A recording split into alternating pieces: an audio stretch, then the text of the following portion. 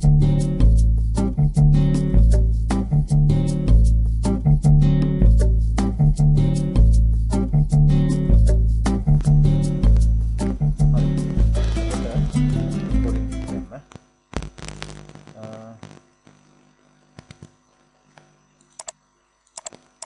මෙතන හිටියේනේ. ඔව්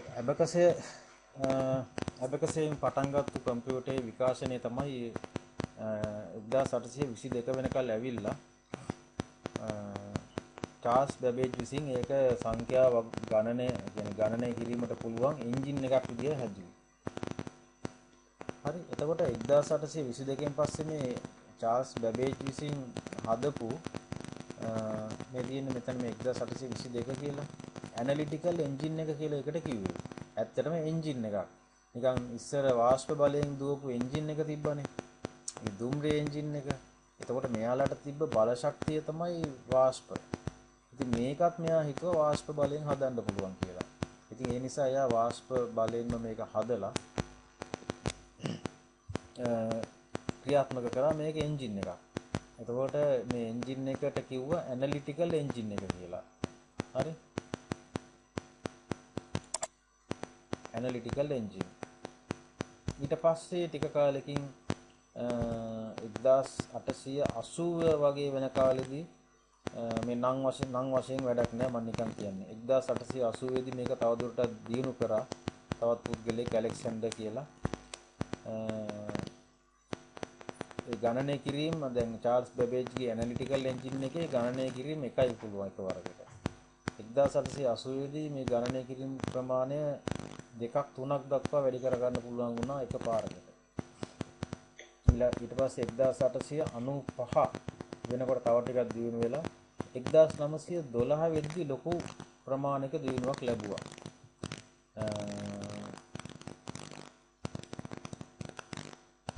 ඇලන් 1912 දී ඇලන් කියලා කෙනෙක් මේක තවදුරටත් විකාශනය කළා. හැබැයි පරිගණක පරම්පරා කියන එක පටන් ගන්නේ 1940න් පස්සේ. ඔයාලට මේ ටේබල් එකේ පේනවා ඇති. පරම්පරාව කියන එක පටන් ගන්න 1940න් පස්සේ 1912 වෙනකොටත් පරිගණක පරම්පරා පටන් අරගෙන තිබ්බේ. හැබැයි පෙර පරම්පරා මේවා පරිගණක පරම්පරා ඇතුළට ගත්තේ නැහැ. දැනට ගන්නෙත් නැහැ. 1912 දක්වා මේ ඇබකසය ඇනලිටිකල් එන්ජින් එක මේවා 1912 දක්වා සංවර්ධනය වුණා. වර්තමානයේදී පරිගණක පරම්පරා හැටියට ගණන් ගන්නේ පරිගණකයක් කියලා කියන්න පුළුවන් මට්ටමට පත් වුණාට පස්සේ. ඔයාලට පේන්නේ නැති මෙතන 1943. හරිද? ඒ කියන්නේ 1940න් ඔන්න පටන් ගන්නවා පළවෙනි පරිගණක පරම්පරාව කියන එක. ඒ 40න් පස්සේ මේක දිව යනවා 1956 දක්වාම. හරිද? 1900 මෙන්න මේ කාල පරිච්ඡේදය 43 53 කියලා මෙතන දාලා තියෙන්නේ. නමුත් තව ටිකක් මේක විහිදෙනවා 56 දක්වා විතරම. හැබැයි මේක සමහර වෙබ්සයිට් වල තියෙනවා මේ දින අවුරුදු වකවානු පොඩ්ඩක් එහා මෙහා. හරිද? මම අරන් තියෙන්නේ මේ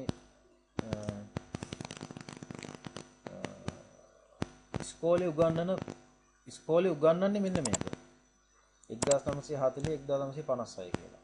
අන්න ඒ ටික තමයි මම ගත්තේ. මොකද මොන වෙබ්සයිට් එකේ කොහොම තිබ්බත් ඉස්කෝලේ සිලබස් එකේ තියෙන එක හරි කියන විශ්වාසය මත මම මේක ඕගොල්ලන්ට මේ උගන්වන්නේ.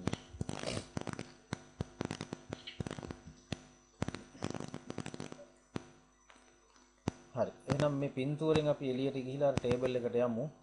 දැන් මේ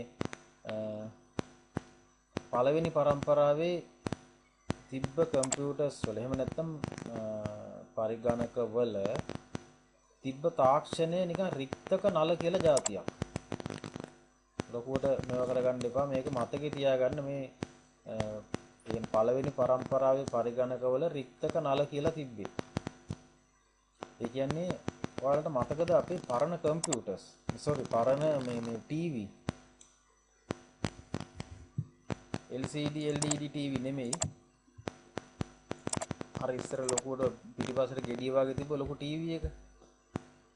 අන්න ඒවට සමාන જાතියක් තමයි රික්තක නල කියලා කියන්නේ. එතකොට ඒ තාක්ෂණය පාවිච්චි කරලා තමයි ඉස්සර පරිගණක තිබ්බේ. එතකොට හිතාගන්න ඒ පරිගණක වල ප්‍රමාණය විශාලයි. නේද? ඔව්. ඒ රික්තක නල වල විශාලයි. හැබැයි හිතන්න එපා මේ රික්තක නල තිබ්බ කම්පියුටර්ස් වල අපි දැනට තියෙනා වගේ මොනිටර් එකක් තිබ්බා කියලා. මොනිටර් එකක් තිබ්බේ නැහැ. ඒ වෙනුවට පාවිච්චි කරලා තියෙන්නේ මෙන්න මේ පල්ලෙහා බලන්න ඒ තිබ්බ ප්‍රතිදානයේ මුද්‍රිත පිටපතක් තමයි එන්නේ. මුද්‍රිත පිටපතක්. මොනිටර් එකක් නැහැ කියන්නේ. අපිට ඒ වෙලෙම බලා ගන්න හැකියාවක් තිබිලා නැහැ ඒ කාලේ මිනිස්සුන්ට. ගාන හදලා print out එකක් තමයි එන්නේ. මෙන්න මේ පින්තූරේ දාලා තියෙන්නේ පොඩිවට අන්න ඒක.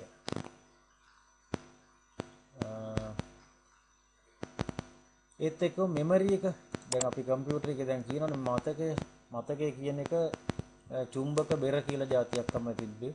විශාලත්වයෙන් ගත්තාම ඊටාම වැඩි. මේ සංසන්දනයෙන් වලට පේනවා ඇති.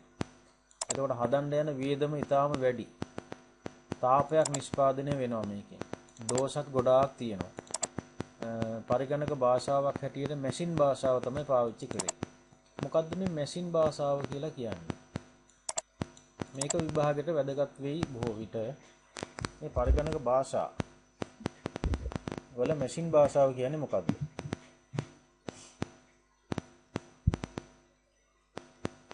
පරිගණක භාෂා කියන්නේ මොනවද? පොඩ්ඩක් සාකච්ඡා කරොත් හොඳයි වගේ මට මේ පොඩ්ඩ ප්‍රශ්නයකට උත්තරයක් තියෙනවා එතන ඒකයි. පරිගණක භාෂා කියන්නේ මොනවද? අපි පාවිච්චි කරන Word, Excel, PowerPoint, Access වගේ ඕවා පරිගණක භාෂාද නැද්ද? මොනවද?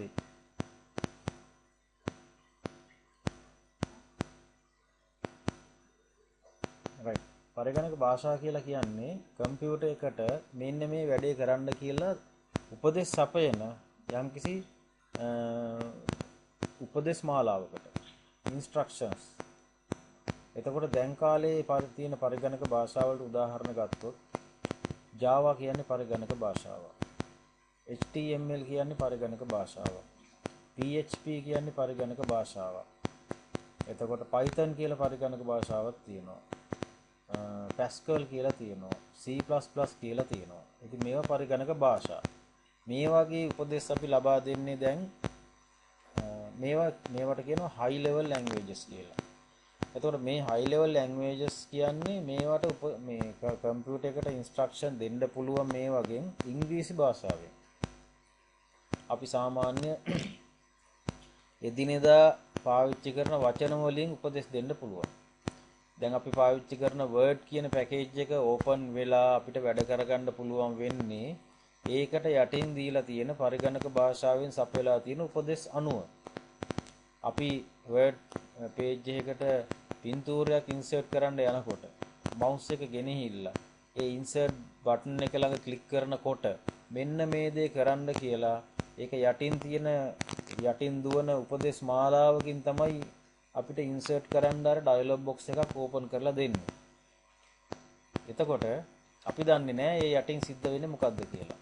අපි දකින්නේ dialog box එකක් open කරලා දීලා අදාළ පින්තූරේ select කරන්න පුළුවන් අපිට. ඔච්චරයි දකින්නේ. නමුත් ඊට යටින් සිද්ධ වෙන උපදේශ මාලාවක් තියෙනවා. අන්න ඒ උපදේශ මාලාව දෙන පරිගණක ක්‍රමවේදයට තමයි කියන්නේ පරිගණක භාෂාවක් කියලා.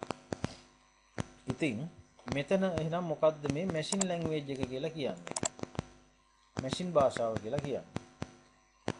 machine භාෂාව කියලා කියන්නේ ඉලෙක්ට්‍රොනික උපාංගයකට තේරුම් ගන්න පුළුවන් විදිහේ භාෂාවකට අපි ඔය දෙන උපදේශ ටික. දැන් ඉංග්‍රීසි වචන තේරුම් ගන්න බෑනේ කම්පියුටර් එකට. නේද?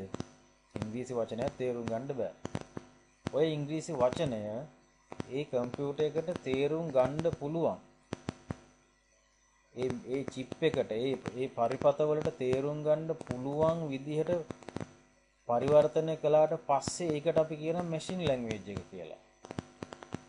එතකොට machine language එකට පරිවර්තනය කරන්නම ඕනෑම භාෂාවක් කම්පියුටර් එකෙන් වැඩක් ගන්න නම්. එතකොට මේ පරිගණක හොයාගත්තු පළවෙනි පරම්පරාවේ පරිගණක වලදී පරිගණක භාෂා කියලා ඒවා හදලා තිබ්බේ නැහැ. මොකද පළවෙනි පරම්පරාව කියන්නේ දියුණු නැහැ. ඉතින් ඔය විදුලි පරිපත වලට තේරුම් ගන්න පුළුවන් භාෂාවෙන්ම තමයි මිනිස්සුන්ටත් පරිගණක වැඩසටහන් ලියන්න සිද්ධ වුණේ. එහෙම ලියපු පරිගණක වැඩසටහන් වලින් තමයි ගණන් හැදුවේ. එතකොට මේ මැෂින් භාෂාව කියලා කියන්නේ ඇත්තටම 0.1 කියන එක. 0.1. හරි. ඕවට තමයි මැෂින් භාෂාව. එහෙමනම් මේ භාෂාවෙන් විදුලි පරිපතයකට තේරෙන විදිහේ උපදේශ මාලාවක් ලියන එක කොච්චර අමාරු වෙන්න ඇද්ද? machine language. හරි. ඒකට ඒවට කියනවා low level language කියලා. මම ඔන්න දෙකක් කිව්වා. එකක් තමයි මම වෙනම පිටුවක් ගන්න පොඩ්ඩක් කියන්න. පළවෙනි එක මොකක්ද කිව්වේ? high level languages. අනික තමයි low level languages. high level languages තමයි මම අර කියපු Java, Python, Visual Basic තමනද ගොඩාක් තියෙනවා දැන්. තව එකක් කියන්න බලන්න මම දැන් කියපු Visual C++,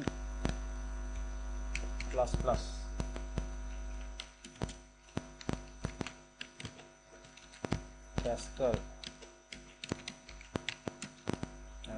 PHP, HTML ඕවා තමයි දැන් තියෙන high level languages. low level languages තමයි ඔය machine language එක. machine භාෂාව. හරි. මේ වගේ පුළුවන් ඉංග්‍රීසි භාෂාවෙන් උපදෙස් දෙන්න.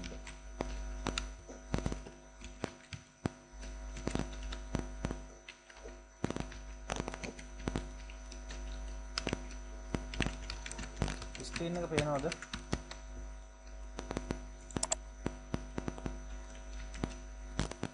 මේ වගේ උපදෙස් දෙන්න පුළුවන් 0 සහ 1න් විතරයි. ඔය දෙකෙන් විතරයි. මගේ ස්ක්‍රීන් එක පේනවනේ.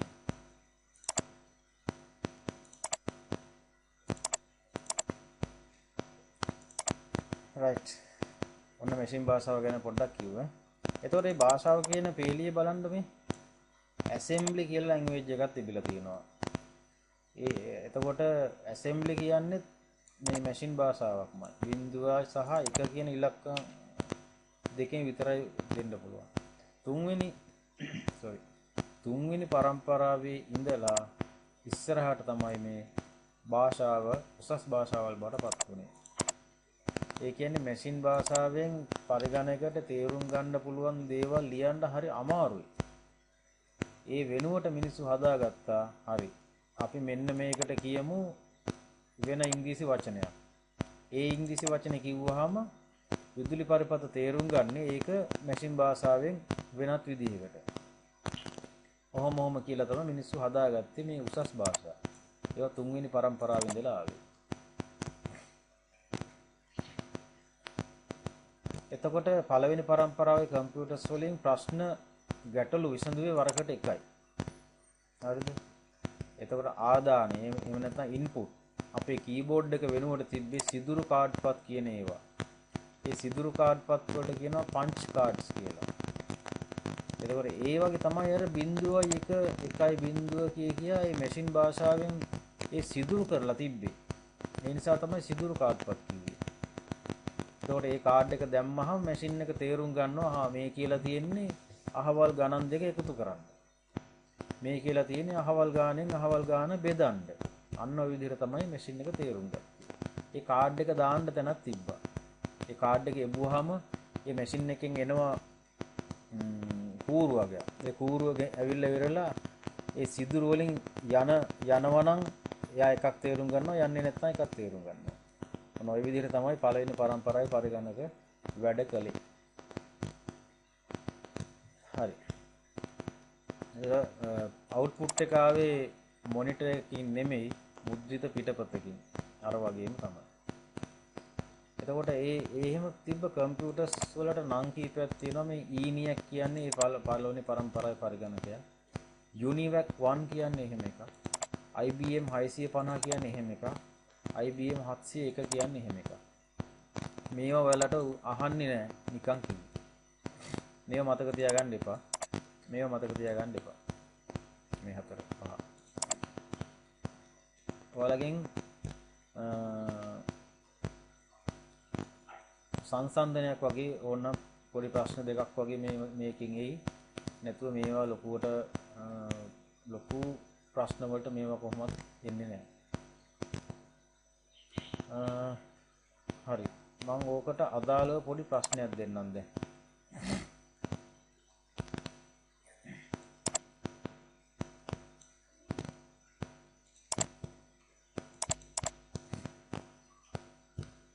මොනවා හරි අහන්න දෙයක් තියෙනවද?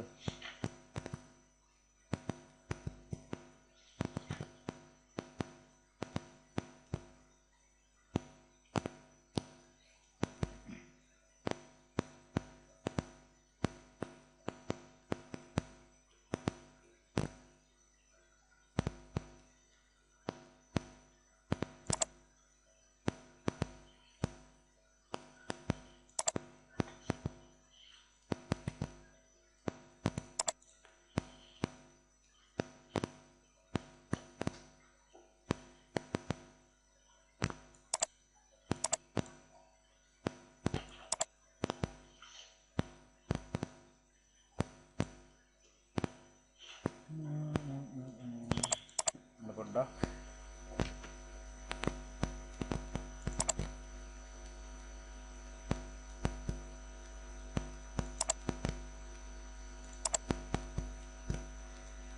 ප්‍රශ්නයක් කරලා මම කොහොමද එතකොට හොඳයි.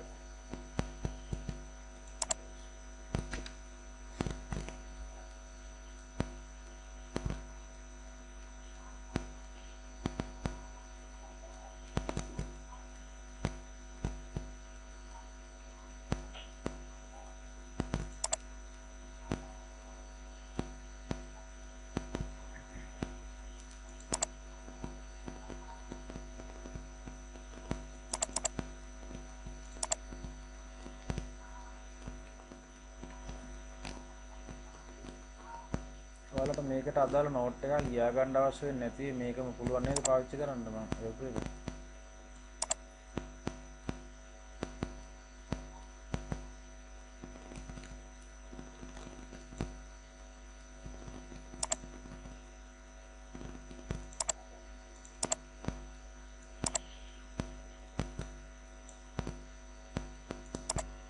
මෙන්න ප්‍රශ්නේ. මුල්ම විද්‍යුත් සංඛ්‍යාංක පරිගණකයේ ENIAC නමින් බිහිවිය. මේ සඳහා යොදාගත් මූලික ඉලෙක්ට්‍රොනික උපාංගය කුමක්ද? මොකක්ද?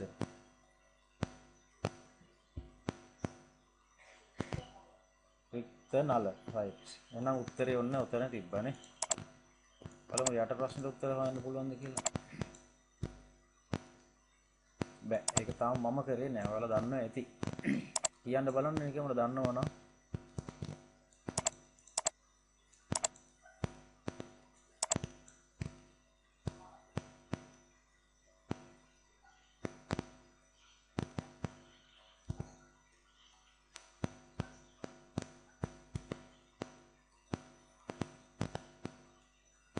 හරි එහෙනම් කමන්නේ. ඒක එපා. අතාරින්නකො. ඈ දන්නවද?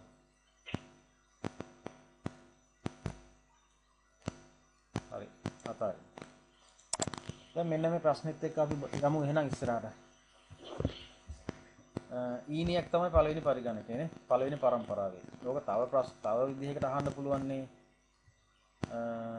ENIAC පරිගණකය කුමන පරම්පරාවට අයිති වූවක්ද කියලා නේ. මොකක්ද එතකොට? පළවෙනි පරම්පරාවේ පරිගණකය. ඔව්. හරි. එහෙනම් පළවෙනි පරම්පරාවේ තිබ්බේ රික්තක නල කියන ඒවා. ඊට පස්සේ එනවා දෙවෙනි පරම්පරාවට 1856න් පස්සේ 956න් පස්සේ 1963 දක්වා තාක්ෂණයේ හැටියට පාවිච්චි උනේ ට්‍රාන්සිස්ටර් කියන ඒවා. ට්‍රාන්සිස්ටර් කියන ඒවා දැකලා තියෙනවද ඔයගොල්ලෝ? ට්‍රාන්සිස්ටර්. ඉතින් අපි වැකියුම් රික්තක නල බලමු.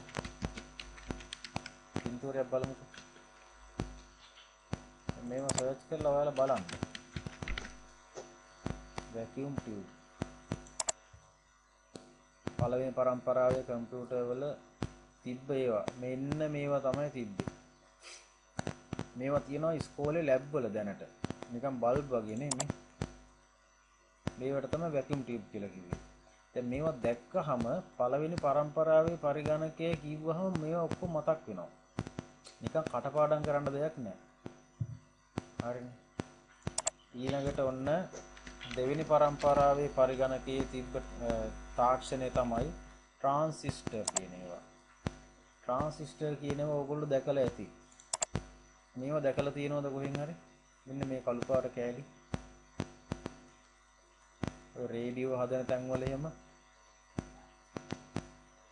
ඔය පරණ රේඩියෝ වල පරණ ටීවී වල මේවා තියෙනවා. හරිද? එතකොට මේවා තමයි ට්‍රාන්සිස්ටර්. මගේ මවුස් පොයින්ටර් එක යනවා පේනවද ඔයාලට?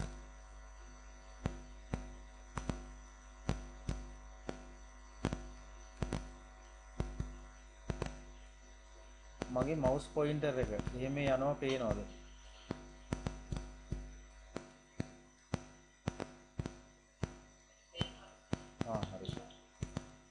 හරි. හරි. ට්‍රාන්සිස්ටර් කියන්නේ මේවා. එහෙනම් මේවා දැන් මම අහනවා ප්‍රශ්නේ. දෙවෙනි පරම්පරාවේ තාක්ෂණය මොකද්ද? රික්තක නලද ට්‍රාන්සිස්ටර්ද? ට්‍රාන්සිස්ටර්. ට්‍රාන්සිස්ටරේට සිංහල වචනයක් නැහැ. ට්‍රාන්සිස්ටරේම තමයි කියන්නේ. පේපර් එකේ ආවත් එන්නේ ට්‍රාන්සිස්ටර් කියලා සිංහලෙන් එයි. රික්තක නලට ඉංග්‍රීසි වචනේ තමයි වැකියුම් ටියුබ් කියන එක. දැන් පේපර් එකේ ලියන්න වෙන්නේ සිංහලෙන්නේ. ඒ හින්දා රික්තක නල කියලා මතක තියාගන්න. හරි. ඊට පස්සේ පරම්පරාවට ආවේ සංගුහිත පරිපත කියන එක. මම ඒ ටික පෙන්නලාම ඉන්නම්. ඊට පස්සේ පරම්පරාව කියන්නේ දැන් ඔයාලා හිතන්නකො මෙහෙම. දැන් මෙන්න මේ වගේ රික්තක නල පළවෙනි පරම්පරාවේ රික්තක නලයක් මෙච්චර විශාල වෙනකොට ඒ කම්පියුටරෙත් විශාල වෙන්න ඉපේ. හරි. ඒ වගේම තමයි දෙවෙනි පරම්පරාවේදී ට්‍රාන්සිස්ටරය ඇත්තටම ගත්තොත් එහෙම ප්‍රමාණයෙන් ගත්තොත් මොන වගේද? කවුපයටයක් වගේ තමයි මේක සයිස් එක. හරි. එතකොට එහෙනම් කම්පියුටර් එකේ ප්‍රමාණය පළවෙනි පරම්පරාවට වඩා දෙවෙනි පරම්පරාවේ ප්‍රමාණයෙන් මොකද වෙන්න ඕනේ?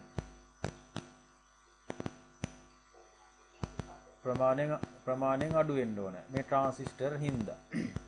තුන්වෙනි පරම්පරාවේදී මේ එනවා සංගුහිත පරිපත කියන එක. ට්‍රාන්සිස්ටරුයි තව જાතියක් තියෙනවා රෙසිස්ටර් කියලා જાතියක්. හරි. ඒවා මතකෙ හිටිනවා මම මේක පැහැදිලි කරාම. ට්‍රාන්සිස්ටරුයි රෙසිස්ටරුයි කියලා જાතියක් තියෙනවා. රෙසිස්ටර් කියන්නේ මේවත් දැකලා ඇති ඔයගොල්ලෝ. හරිද? ඕලෙවල් වලටත් උගන්වනවා. මෙන්න මේ ට්‍රාන්සිස්ටරුයි රෙසිස්ටරුයි පාවිච්චි වුණා දෙවෙනි පරම්පරාවේ පරිගණක වල. එතකොට තුන්වෙනි පරම්පරාවට එනකොට මේ ට්‍රාන්සිස්ටර් සහ රෙසිස්ටර් දෙකම එකතු කරලා හැදුවා IC කියලා જાතියක්. IC කියන්නේ ඉන්ටග්‍රේටඩ් සර්කිට්.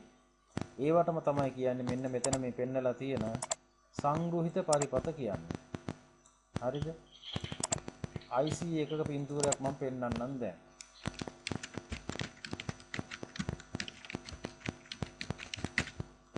ඉන්ටග්‍රේටඩ් සර්කිට්. මෙන්න මේවා තමයි IC කියලා කියන්නේ.